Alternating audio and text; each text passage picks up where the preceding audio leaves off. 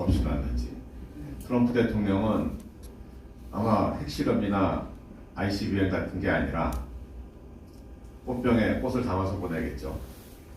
그 꽃병을 보내지 않을까 생각한다고 했지만 어쨌든 이제 못 보냈습니다. 그리고 지금 조금 지나면은 조국에 대한 구속 여부가 심의가 들어갈 겁니다. 이러한 와중에 또 공수처법을 슬쩍 크리스마스 선물로 바꿔놓은 것 같습니다. 24조의 2라고 해서 한 조항을 뭐 아직 법도 만들어지지 않았는데 무슨 몇 조의 2, 3이 나오는지 모르겠습니다. 해가지고서 비리 수사를 시작하기 전에 사전에 공수처에 통보해라. 그 이야기는 압수수색 영장 발부 신청하기 전에 사전에 보고하라는 얘기랑 똑같다 하는 거죠. 그리고 수사기관은 공수처가 결정하겠다.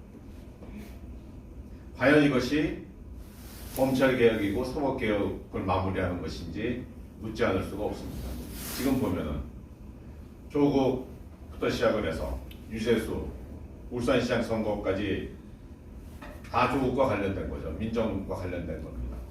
과연 이러한 것의 수사를 정권을 지닌 대통령이 임명한 사람들이 할 수 있을 것인가? 묻지 않을 수가 없습니다. 검찰은 지금 잘하고 있습니다. 살아있는 권력을 수사하고 있습니다. 수사하는 과정이 더디기도 하고 어렵긴 하지만 하고 있습니다. 오늘 구속영장이 발부되어서 저희가 살아있음을 만천하에 보일 수 있었으면 좋겠습니다. 선거법 개정안도 강안입니다. 처음에는 지역구 숫자를 줄인다. 225개로 줄이겠다라고 해서 이것이 하나의 혁신이다라고 이야기를 했지만 결국은 지역구 숫자는 똑같고 비례대표 숫자에만 일부 연동형이 도입한다. 그러니까 어떤 정당은 위성정당을 만들겠다. 그러니까 위성정당 금지 조항을 또 집어넣겠다. 별의별 이야기들이 나오고 있습니다. 각자의 이해관계에 따른 야합을 하고 있는 겁니다. 국회가 이러니 나라 경제가 잘 될 리가 없겠죠. 이 두 법이 전부 다 아마 통과되면은 위헌 논의가 있을 겁니다. 헌재도 한번 갔다 와야 될 거고요. 과연 이런 것을 왜 하는지 참 궁금합니다. 나라 경제는 점점 어려워지고 있습니다. 그럼에도 불구하고 공수처법이나 비례대표제를 하기 위한 선거법 개정 같은 거에 몰입하고 있는 문재인 좌파 독재 정권이 참 어이가 없습니다. 또 중국에 가서는 일본의 아베 총리하고 이야기하면서 언제부터 대법원 판례가 국제조약을 우선했는지 참 궁금합니다.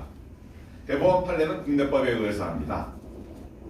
국내법보다 국제조약법이 더 우선한다고 되어 있으니까 그게 바뀌었는지도 모르겠어요. 국가 간 협약보다 대법원 판례가 우선한다는 참 이러한 이야기는 참 어이가 없습니다. 언제 그 국제법 교과서가 바뀌었는지 법학 교과서가 바뀌었는지 모르겠어요. 이러한 쓸데없는 말장난보다는 국민 경제, 민생을 위해서 노력하는 정부가 됐으면 합니다.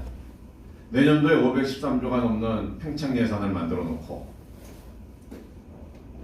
관련 법안이 아직 국회에서 통과가 안 돼가지고서 뭐 원하는 집행이 어려워서 경제가 나빠질 수가 있다라고 이야기를 하고 있습니다. 참 어이가 없습니다. 왜 투자가 잘 안 되는지 그 이유를 정확히 알고 문제를 해결하는 정부가 되었으면 합니다. 국내 기업의 경쟁력이 약하니까 해외에 투자하는 것이고 4차 산업혁명과 관련된 것은 전부 다 규제를 해가지고서 못하게 막고 있습니다. 그러니까 투자가 안 들어오죠. 국내도 투자를 안 하려고 합니다. 그 다음에 저임금 우리가 소위 얘기하는 3D 시장은 외국인들이 들어와 있습니다.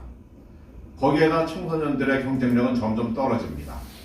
전 세계의 수준 올라가는데 우리나라는 정별사 같은 게 설쳐가지고 퇴보하고 있으니까 역량이 떨어지는데 잡이 많이 생길 리가 없습니다. 이러한 것들을 정확히 보고 또 하나 더 말씀드리면 태양광도 가관입니다. 태양광 발전한다고 하면 된다고 원자력 줄여가지고서 이제 전기요금 왕창 올라가게 생겼습니다. 아마 내년 총선 지나면 전기요금도 올라갈 겁니다. 이러한 것들이 나라의 경제력을, 국가의 경쟁력을 해치고 국민의 행복을 해친다는 걸 갖다가 깨닫고 이러한 문제들을 해결하는 모습을 보였으면 합니다.